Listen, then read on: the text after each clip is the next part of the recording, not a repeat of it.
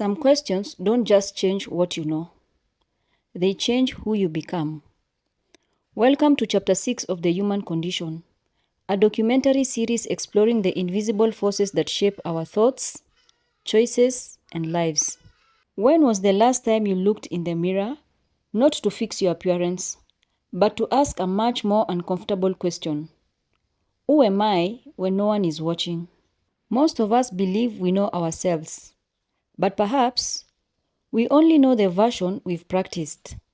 The employee, the parent, the leader, the friend, the strong one, the funny one, the one who never cries, the one who always says, "I'm fine." And slowly, without realizing it, the role becomes the identity. No one wakes up one morning and decides, "Today I will stop being myself." It happens gradually. A child laughs too loudly, someone says, "Be quiet." A child cries, someone replies, "Stop being so sensitive." A child dreams, someone whispers, "That's unrealistic." Tiny moments, almost invisible. Yet each one teaches us the same lesson. Some parts of me are welcomed, others are not.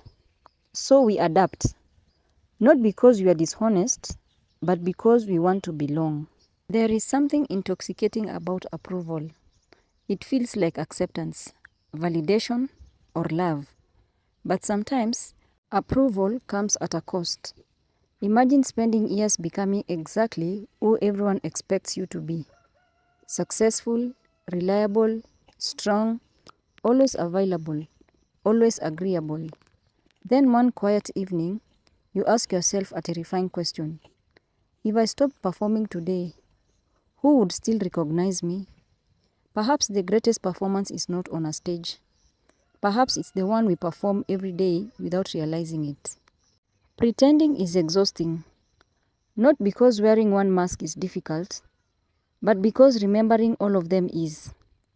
One mask for work, one for family, one for strangers, one for social media, one for success, one for fear.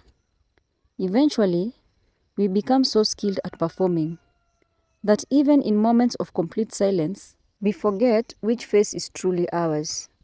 And maybe that's why so many people feel lost. Not because they don't have an identity, but because they have buried it beneath expectations. Removing a mask is not an act of rebellion. It is an act of honesty. It doesn't mean rejecting everyone else's expectation. It means refusing to abandon yourself just to satisfy them. Authenticity doesn't guarantee universal approval. It offers something far more valuable: peace.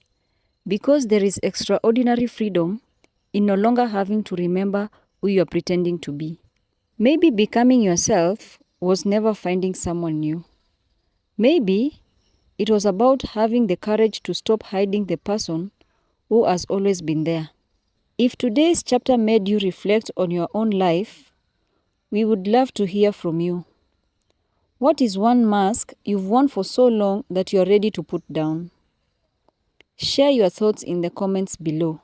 If this episode spoke to you, please like, subscribe, and share it with someone who may need this conversation today.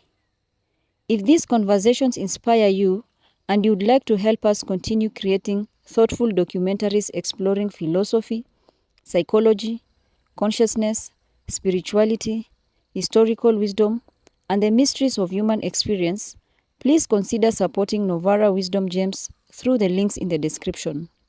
Your support helps us invest in better research, better production, and reach more people around the world.